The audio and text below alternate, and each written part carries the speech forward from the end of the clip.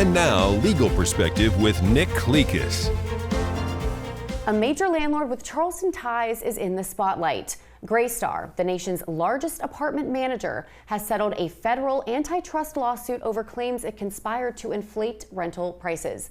Joining us to explain the legal implications is Nick Clekis, owner of Clekis Law Firm. Nick, great to have you back with us. Welcome today.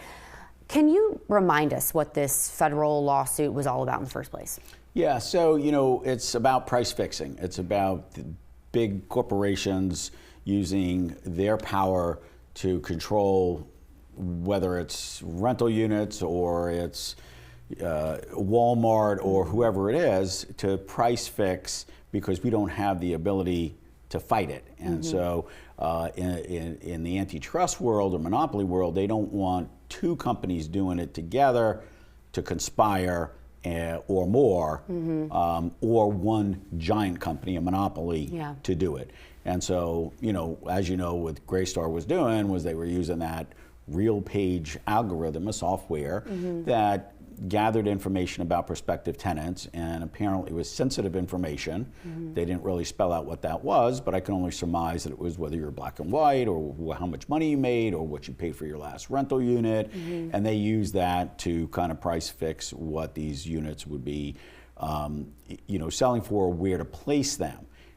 Then the ones that were publicly advertised, there was misconceptions about what the prices really were. They were saying, like we were talking about earlier, you could get an apartment on Romney Street for $2,400, and then once you put your application, your non-refundable fees in, they say, oh, by the way, concierge fees and internet fees and trash fees and all this, and it turned out to be $2,800.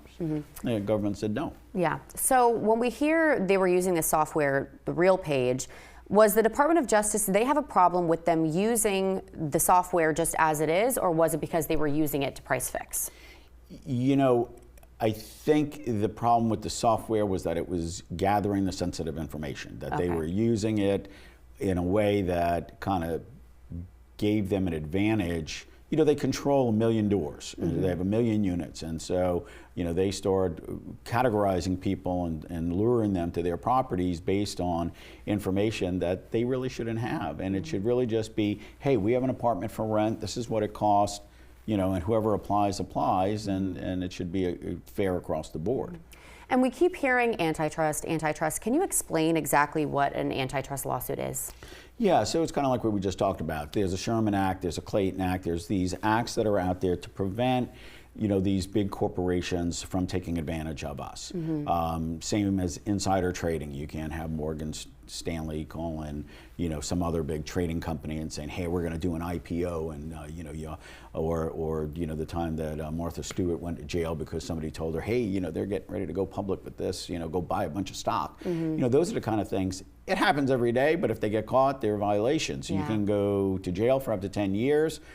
Fines could be $100,000 to $1 million.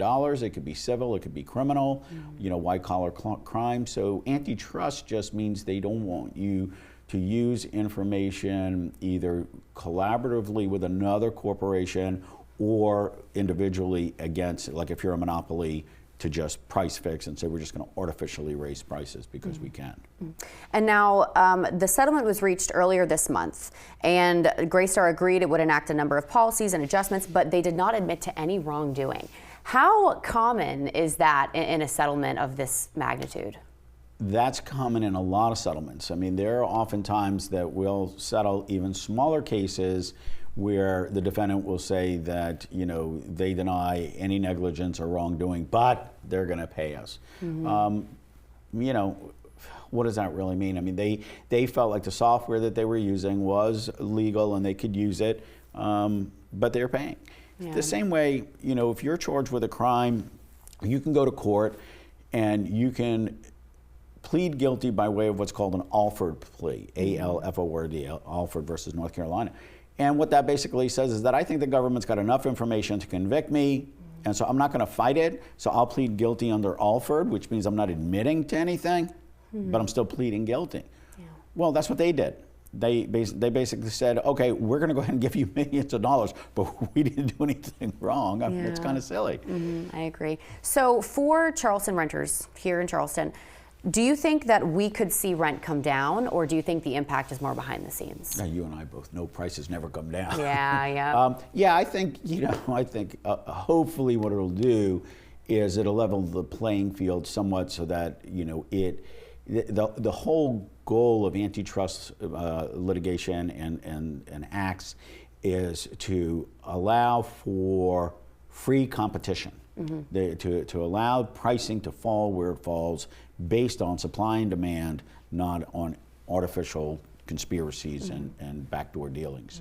Well, hopefully this was a step in the right direction for apartment managers across the nation. Nick, thank you so much. All of your legal needs, 8439 Clekis.com is where you can go. Always a pleasure. Always, thanks. We're back in 2 minutes.